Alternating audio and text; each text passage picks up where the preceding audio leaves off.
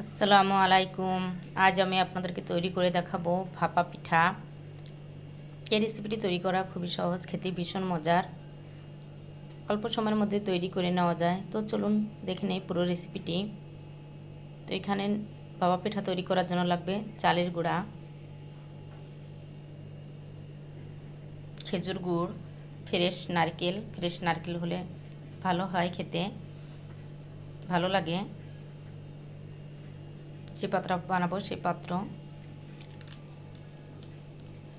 তো চলুন দেখে নেই পুরো রেসিপিটি। প্রথমে আমি চালের গুঁড়ার সাথে স্বাদ মতো লবণ মিশিয়ে নিব।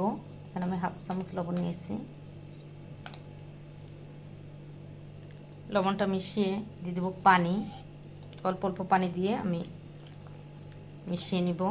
বেশি পানি দিলে পানি বেশি হয়ে যাবে, তো এভাবে আমি মিশিয়ে নিব।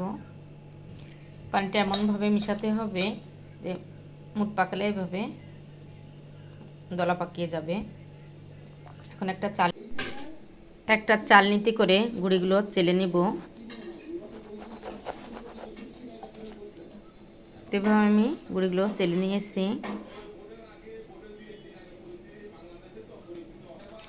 চালের গুঁড়ির সাথে আমি কিছু নারকেল মিশিয়ে নিব, আর নারকেল মিশিয়ে নিলে ভালো লাগে। তো আলতো হাতে আমি নারকেলগুলো মিশিয়ে নিয়েছি।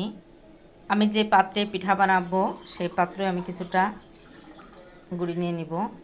মাঝখানে দিয়ে দেবো নারকেল, তারপর দেবো গুড়, উপর দিয়ে আর কিছু গুঁড়ি দিয়ে হালকা আলতো হাতে মিশিয়ে নিব। দিব গুড়, দিব উপর দিয়ে আর নারকেল, তারপরে আলতো করে চালের গুঁড়িটা দিয়ে এভাবে মিশিয়ে নিব। তা আলতো হাতে মিশিয়ে নিতে হবে। এভাবে আমি এক হাতের উপরে ঢেলে নিব।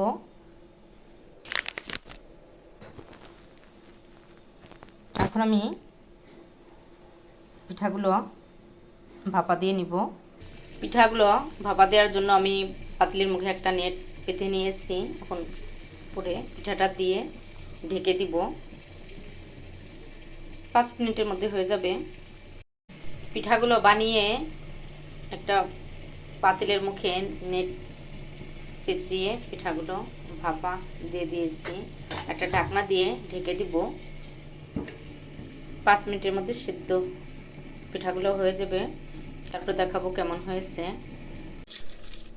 সবগুলো পিঠা আমি বানিয়ে নিয়েছি। তো তৈরি হয়ে গেল আমার ভাপা পিঠা। অল্প সময়ে ভাপা পিঠাগুলো বানিয়ে নেওয়া যায়, আর খেতে ভীষণ মজার। শীতের সময় গরম গরম ভাপা পিঠা খেতে। তো আপনারা বাসায় ট্রাই করবেন, আর কেমন হলো কমেন্টস করে জানাবেন। আমার রেসিপিটি যদি আপনাদের ভালো লাগে আমার চ্যানেলটি সাবস্ক্রাইব করবেন, ফেসবুক পেজটি ফলো করে লাইক দিয়ে সাথে থাকবেন। সবাই ভালো থাকবেন। নতুন নতুন রেসিপি নিয়ে আবার আপনাদের সামনে হাজির হয়ে যাব। আমাদের জন্য দোয়া করবেন। আল্লাহ হাফিজ।